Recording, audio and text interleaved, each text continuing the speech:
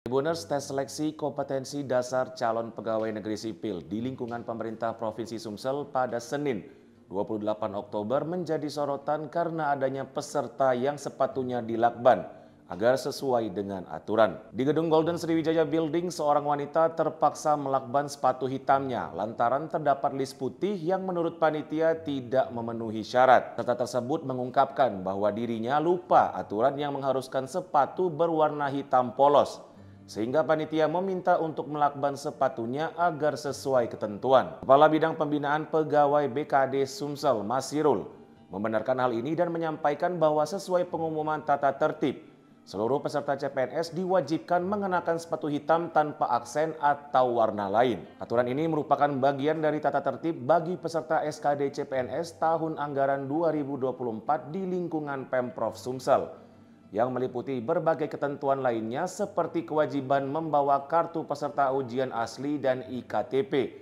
datang paling lambat 90 menit sebelum ujian, serta mengikuti prosedur registrasi ketat termasuk pemindaian barcode untuk mendapatkan PIN.